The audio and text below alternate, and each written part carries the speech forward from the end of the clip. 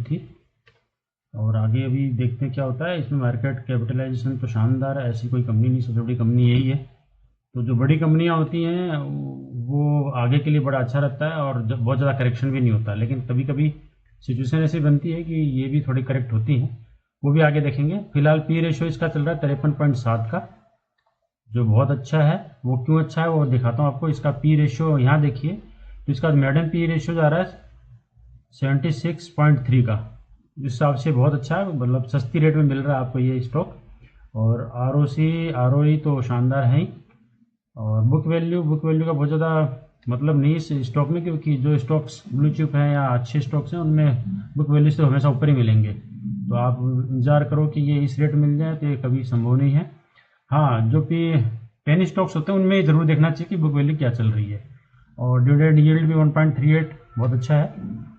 ये तो है इसके स्टॉक्स का, और ज़्यादा नहीं दिखाऊंगा मैं क्योंकि इसमें ज़्यादा जरूरत होती नहीं है, क्योंकि ब्लू चिप स्टॉक है और एशियन पेंट तो वैसे भी बहुत अच्छा स्टॉक है। इसमें LIC भी अपना स्टेक बढ़ा रही है।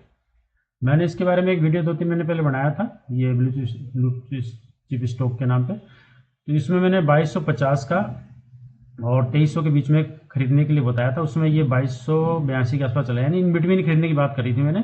हालांकि उसके बाद 100-150 पॉइंट करीब ये और करेक्ट हुआ, क्योंकि ट्रम्प महोदय ने बहुत सारी बातें बकवास कर दी थी, इस वजह से ये आया। हालांकि अगर दूसरे स्टॉक्स को देखोगे तो इस समय ये तो बहुत बुरी हालत में थे बाकी स्टॉक्स, लेकिन ये क्योंकि अच्छा स्टॉक है तो बहुत ज़्यादा करेक्ट नहीं होता है। 100-150 पॉइंट को मायने नहीं रखता है इतनी बुरी स्थिति में। फिलहाल जो बात कर रहा हूँ मैं इसलिए कर रहा हूँ कि जो क्रूड ऑयल के दाम है वो अभी भी स्टेबल है, बल्कि नीचे की रेट में ही है। अभी जो रेट चल रही है वो $63 की चल रही है, करीब एक बैरल की।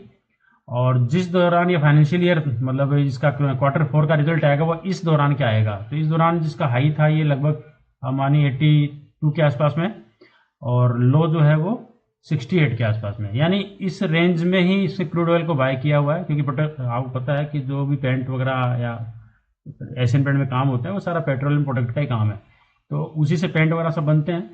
तो इसलिए अगर ये सस्ती रेट में मिल रहा है तो आगे के जो रिजल्ट आएंगे वो अच्छे आएंगे, और इसीलिए वो थोड़ा बहुत रनअप भी ले रहा है। वो भी चार्ट में आपको दिखाता हूँ।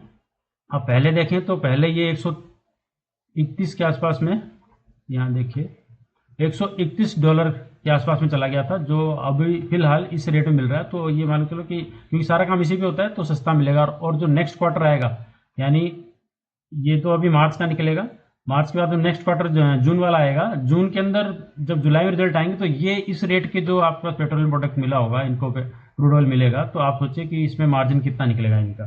और क्योंकि ये भंडार भी बहुत अच्छा रखते हैं तो इनको बड़ी सस्ती रेट में जो मिल रहा है ये भंडार भी कर लेंगे, तो आगे के लिए अच्छा मिलेगा। मेरा कहना सिर्फ इतना है। अब चूंकि क्रूड ऑयल भी सस्ता हो गया, हालांकि थोड़ी सी डॉलर की रेट थोड़ी सी बढ़ गई थी, फिर भी उतनी नहीं बढ़ी जितनी ये गिरा है, इसलिए हमारे एशियन पेंट के हिसाब से तो बहुत फायदे का है। अब मैं चार्ट पे आपको बताता हूँ। चार्ट पे अगर आप देखते हैं तो ये स्टॉक, एक मिनट लगता है कुछ, हाँ ये स्टॉक देखें आप तो, क्योंकि थोड़ा नेट मेरा स्लो है, ये अपने ऑल टाइम हाई से करीब 41% करेक्ट हो चुका है। उसके बाद अभी जो मैंने उसमें आपको बताया था, वीडियो में दिखा भी रहा था आपको, तो उसमें मैंने जो रेट दी थी वो थी 2250 से 2300 के बीच में, यानी इसके आसपास में कहीं रही होगी, ये इसी रेट में थी। उसके बाद ये थोड़ा सा करेक्ट हुआ था, 2125 के आसपास में भी आया है। ठीक, अब ये वापस चलना शुरू हुआ है। और अगर आप चार्ट को अच्छे से समझते हैं तो आप इसको देखिए कि इसने पिछले लो को भी तोड़ा है और ये ऊपर की तरफ जा रहा है।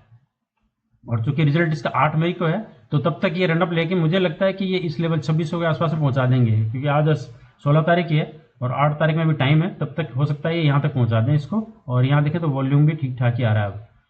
तो अगर कोई इन्वेस्ट करना चाहता है तो यहाँ भी ले सकता है, और नहीं तो फिर आप यहाँ का वेट करें, क्योंकि मेरा लेवल तो यही था, वो लेवल तो अब निकल चुका है।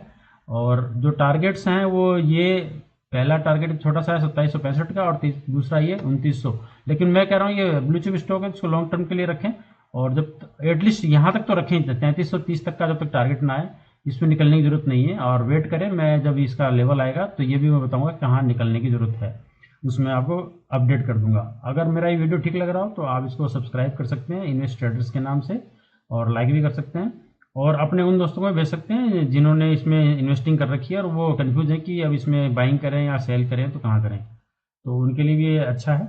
तो मेरा तो ये कहना है कि अभी यहाँ से चलना शुरू हुआ है तो अब ये एटलीस्ट इन टारगेट्स के ऊपर जाएगा। अब इस ज़्यादा ट्रम्प अगर कुछ बकवास नहीं करेगा तो ये यहाँ नहीं आने वाला, अब ये जाएगा। तो किसी को यहाँ कुछ करना है तो कर सकता है, मेरे हिसाब से तो ओके है। Thank you.